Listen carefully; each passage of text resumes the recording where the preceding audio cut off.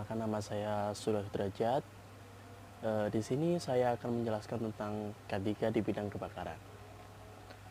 Untuk itu, kita harus mengerti apa itu K3. K3 sendiri adalah suatu bentuk upaya untuk menciptakan tempat kerja yang aman, bersih, sehat, guna untuk mengurangi kecelakaan kerja di tempat kerja yang nanti dapat meningkatkan efisiensi dan produktivitas dalam bekerja. Kecelakaan kerja sendiri tidak hanya menimbulkan korban jiwa, rugi material, akan tetapi dapat mengganggu produktivitas barang secara menyeluruh. Salah satunya adalah kebakaran. Kebakaran adalah reaksi kimia yang berlangsung cepat serta memancarkan panas dan sinar reaksi kimia yang timbul, termasuk jenis reaksi oksidasi. Contoh kecelakaan kerja adalah kebakaran, di mana kebakaran sendiri adalah reaksi oksidasi yang sangat cepat dari bahan bakar yang disertai oleh timbulnya api. Kebakaran sendiri tentunya timbul itu dikarenakan banyak faktor seperti faktor manusia, faktor teknis, dan faktor alam. Contoh faktor manusia adalah pekerjaan sendiri dan pengelola. Dan contoh faktor teknis adalah reaksi kimia, reaksi alat berat, dan lain-lain. Dan faktor alam adalah contohnya petir dan gempa bumi. Dan peristiwa kebakaran sendiri dapat menimbulkan beberapa faktor seperti bahaya radiasi, bahaya gas, dan bahaya asap.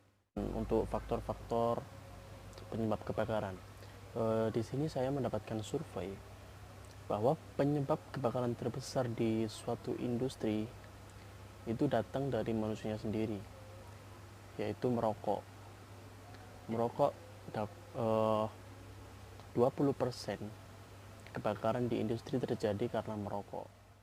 Para pekerja sendiri itu tidak merokok ketika hanya ada pengawas saja. Akan tetapi ketika tidak ada pengawas, mereka tetap akan merokok di sembarang tempat. Padahal jelas-jelas setahu saya di industri sudah disediakan tempat untuk merokok, yaitu tempat yang sangat jauh dari potensi akan bahaya kebakaran akibat rokok tersebut. Ini akan sulit untuk dibenahi karena apa? Karena faktor penyebab dari suatu kebakaran itu sendiri adalah dari diri kita sendiri. Ketika diri kita tidak dewasa dalam melakukan suatu hal, maka akan mengakibatkan sesuatu yang sangat fatal. Mungkin contoh kebakaran yang disebabkan oleh faktor manusia sendiri.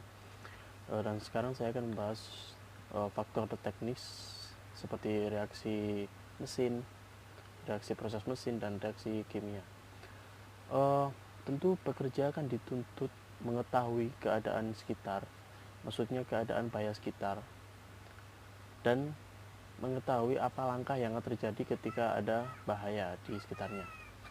Sebagai contoh, seorang operator di bagian pengelasan, di mana di situ akan sangat banyak terjadi percikan api, dan oleh sebab itu operator tersebut bekerja harus menjauhkan barang-barang yang gampang tersulut api. Mungkin itu tadi adalah contoh kebakaran yang disebabkan oleh faktor manusia itu sendiri. Dan lalu bagaimana ketika bahaya datang karena faktor teknis? Untuk itu pekerja harus dituntut mengerti apa yang harus dia lakukan ketika ada kebakaran. Contoh, dia harus mengerti SOP penggunaan APAR dan harus mengerti jalur evakuasi terdekat yang ada di sekitar tempat kerja tersebut. Kesimpulannya adalah jangan merokok ketika bekerja, dan ketika memang ingin merokok, merokoklah di tempat yang sudah disediakan. Dan kita sebagai pekerja di dunia industri harus mengetahui mengetahui SOP penggunaan alat pemadam kebakaran yang ada di sekitar lingkungan kerja kita, dan kita harus mengerti jalur evakuasi terdekat untuk keluar apabila terjadi suatu kebakaran. Mungkin cukup sekian dari saya. Assalamualaikum warahmatullahi wabarakatuh.